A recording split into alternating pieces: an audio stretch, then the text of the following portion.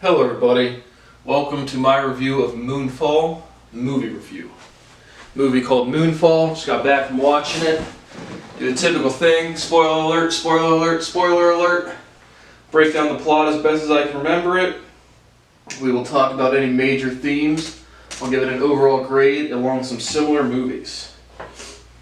But it's labeled a science fiction action movie. I thought it did the part pretty well. Where's the overview? The overview reads, "The world stands on the brink of annihilation when a mysterious force knocks the moon from its orbit and sends it hurtling toward a collision course with Earth. With only weeks before impact, NASA executive Jo Fowler teams up with a man from her past, a conspiracy theorist, for an impossible mission into space to save humanity." So the movie starts off, modern time frame, I think 2011 was the first opening scene. You have three NASA astronauts, Brian Harper, Jocinda, who's played by Halle Berry, and one other homie. And they're on a mission to just satellite repair. Go up to the satellite repair, and they get attacked by this swarm of stuff. You don't really get much information on that, but it hits the spaceship, kills one of the astronauts who goes flying into space, and then Halle Berry, Jocinda, and Brian Harper end up making it back to Earth. And that's like the introduction scene, and you get Moonfall, the movie, and then from there, basically, Jocinda was knocked out during the attack. Brian Harper clearly saw what was going on. But now you get a fast forward 10 years to, I'm assuming, 2021. But he's being grilled. He's basically been torn down as a reputable NASA scientist because nobody believes him. Again, classic case of in space, I see something, come back to Earth. No, it was a solar flare that caused the malfunction, and it was an error he killed his friend on accident. Brian Harper's like, no. That's when you get introduced to his son, Sonny Harper. Brian Harper has an ex-wife in the movie. Not sure who she is on the cast, but basically a young Sonny Harper, probably 6, 7, 8, 9 years old, watching the clips of his dad, Brian Harper, being interrogated about the incident. At the same time, you're introduced to Casey Houserman, who's the conspiracy theorist. What does he call himself? A mega structuralist, I think is what he calls it. But basically, just saying from the beginning of the movie, he's like, the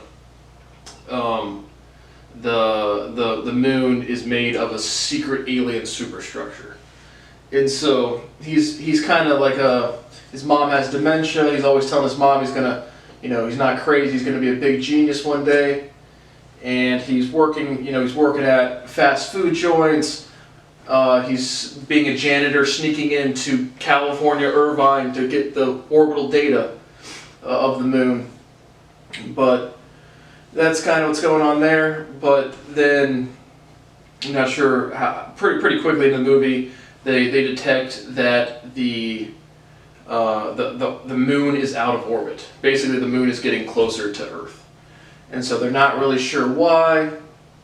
They're kind of freaking out. There's some hole in. Well, I think NASA at this point gets some, there's clearly a cover up, like the NASA knew about Brian Harper's experience, the opening scenes being legitimate, but for whatever reason, the moon gets knocked out of orbit. And they're not really sure what's going on at this point. So the first thing they do is they're going to send another 3-man mission up to the moon to try to... I don't know at this point if they're going to blow up the moon or if they're just launching a probe at the swarm of whatever happened. But they send a 3-person mission to the moon, and they get just killed by on video they get killed by the swarm of whatever's going on at this point. And you don't find out what the swarm is till later on. But so now you have the swarm has just attacked and killed the 3 people. Jocinda, who works at NASA, the acting director of NASA, steps down. She gets initiated, just the world's going to shit. You're now the acting director of NASA. So Jocinda is now the acting director. And then from there, because I think they dropped like a probe, and the big swarm thing ate the probe, or came out and killed the people. But now she's like, we need to, and I think the time frame is a couple weeks, they think, before basically the moon's going to get too close to Earth's gravitational field. The gravity of Earth is going to rip apart the moon and cause a bunch of destruction throughout the planet.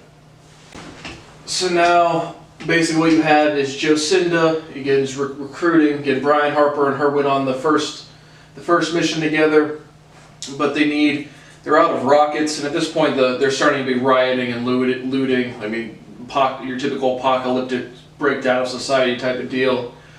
Jocinda has an ex-husband, Doug Davidson, who works either with the Pentagon or somewhere in the military. But basically, Jocinda and Brian Harper and Casey Hauserman. Well, basically, after all of this, Brian Harper is approached. There's a couple scenes. Casey approaches Brian Harper. Brian Harper thinks he's crazy. Brian Harper's supposed to give some talk to kids about astronauts. Casey Hauserman jumps in. Brian Hauserman's like, get this weirdo away from here. Once shit really starts hitting the fan, Brian Harper digs up the papers Casey Hauserman brought to him and figures out that he knew what he was doing. Basically, calculating the orbits. The moon is out of orbit. Goes find Casey Hauserman, and now they kind of link up. And so you basically have Jocinda, Casey Hauserman, Brian Harper, and NASA trying to have some sort of plan to destroy. They really want to kill the swarm thing now. And so they're going to plan to basically fly up to the moon, get the swarm to come out of the moon. It's like literally in like a crater in the moon, and blow it up. And then the military dude, Doug Davidson, and the Pentagon and the rest of the military, they're preparing for nuclear attacks to destroy the moon.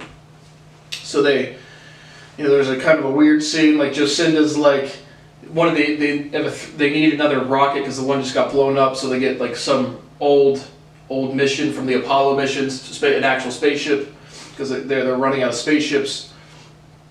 And there's 3 engines. One of the engines goes out. Jocinda's like, all right guys, we're giving up. I thank you in my deepest for your everything, your hard work. You can all go home now. And then they go back inside, and Casey Hauserman and 2 of the NASA dudes are, they recalculated the orbit or something.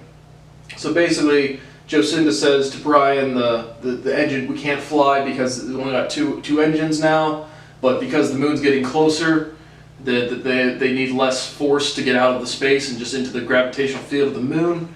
So they realize they can do it with 2 engines, as calculated by our boy Casey.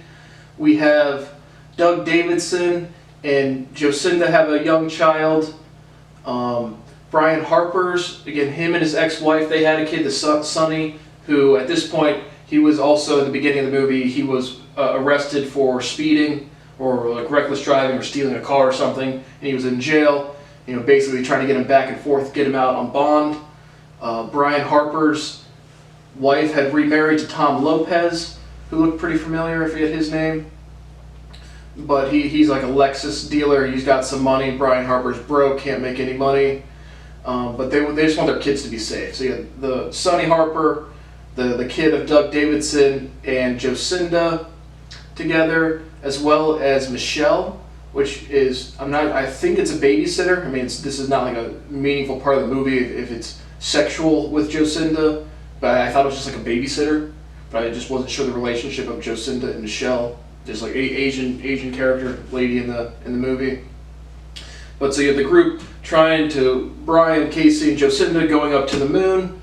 You have Doug Davidson in the military, getting into secure locations in Colorado, and then you have the kids trying to get to Colorado to be safe.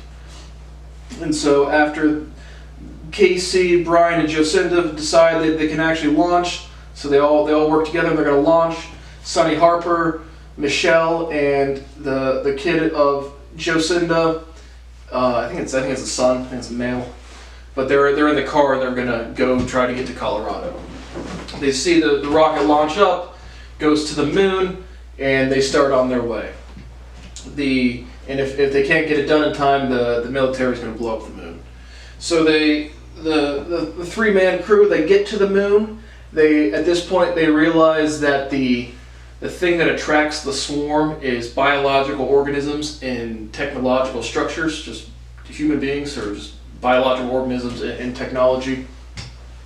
So they crush their cell phones and their electronic materials. They literally fly into the moon, and then they crash land. Turns out Casey was right, it's a superstructure. The aliens have built mega super planet-sized spaceships, and it's harnessing the energy of a white dwarf, basically a Dyson sphere. We'll talk about that in the major themes.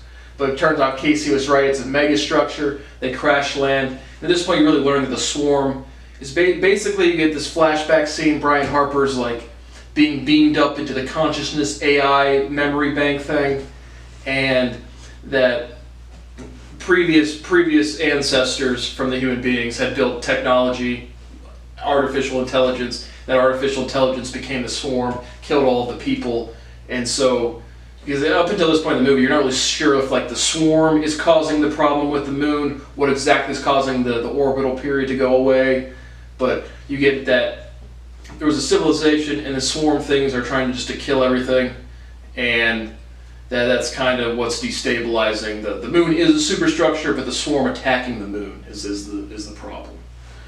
And so you get some scenes there. You meet Scrawny, a bandit. You have again Tom Lopez, Sonny Harper, the 2 kids. They're all trying to get to Colorado. Brian's ex-wife, and you just have again looting, apocalyptic type thing. You have a bandit. They're all, because the atmosphere is being destabilized, so they can't breathe. So the commodity that matters is oxygen. So they're loading up on oxygen tanks to make it to Colorado.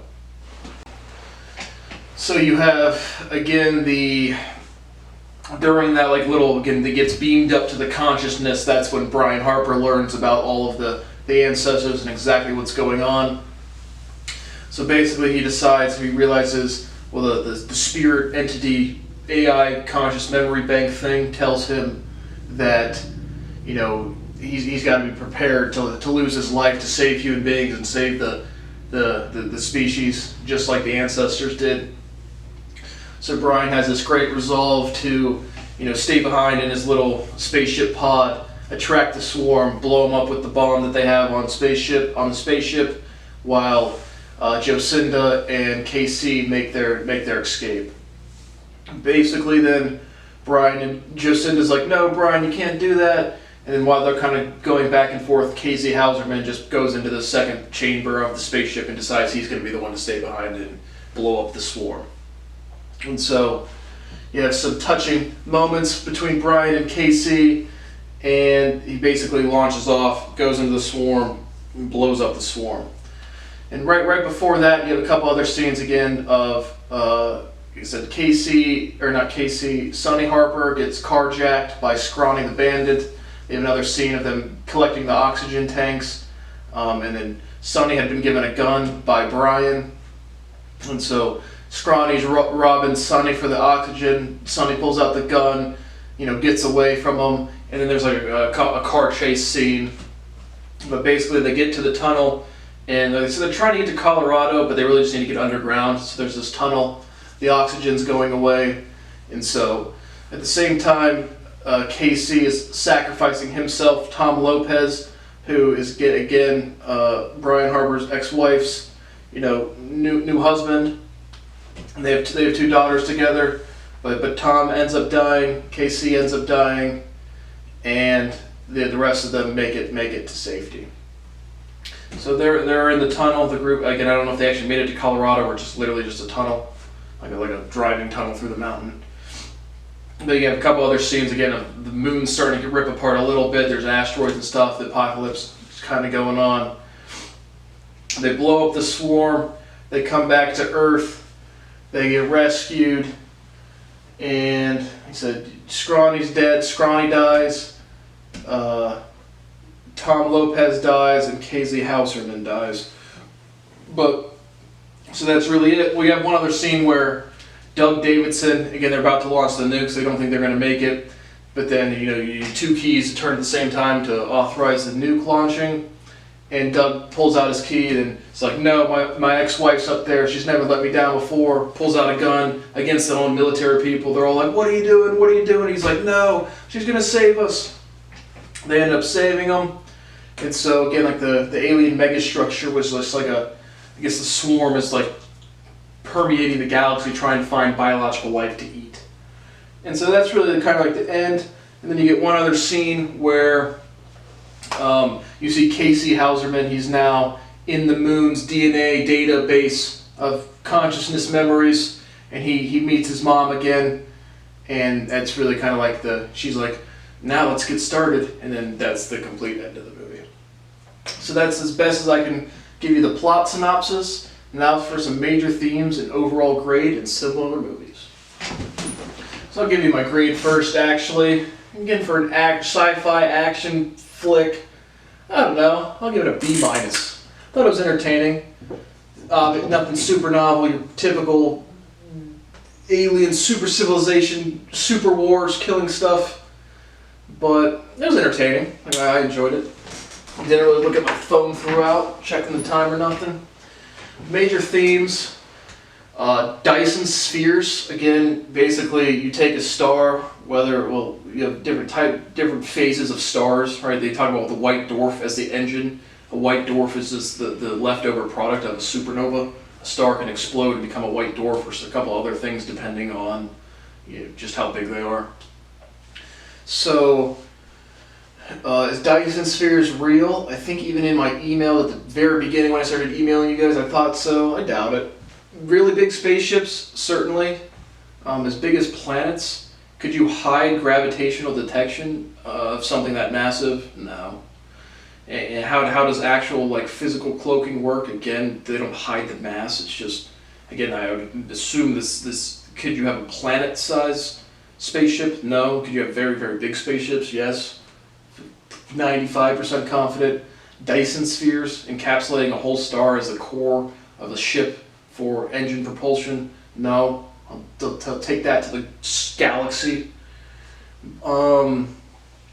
Again, crazy aliens just fighting and killing things, or just even AI. Again, the swarm is AI generated. Would that ever become self-aware? No. This isn't the Terminator. This isn't AI. This shit would never happen.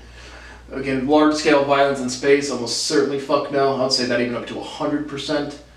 Minor scuffles amongst the species, maybe. Any other major themes, really? It's really your typical apocalyptic type of movie. AI would not become more sentient than sentience, and aliens would not kill a bunch of people. They would not be blood hungry for people. But in the movie, it's really like the AI versus biological organisms. Big spaceships, yes. That's really the only major themes. Again, overall grade B-, meaning, again, F, I leave the theater. D is actively off-putting. C is blah. B is entertaining. And A is very, very entertaining, novel, or very well done. So B-, better than blah, but not super entertaining. Similar movies. 2012, another apocalypse type movie. And just off the top of my head, I'll give that one at least when I originally watched it, probably B+. And The Day After Tomorrow, I give that one either an A- or B+. I really like The Day After Tomorrow. So there you have it. Those are some overall grade in similar movies, and maybe Armageddon as well. But even again, super unrealistic. None of the plot is really realistic. But again, I'm going for entertainment. I'm going to watch a movie and just anything that's interesting or it keeps me entertained is going to get a good grade. So I hope you go watch Moonfall and see you back for the next review. Thanks for watching.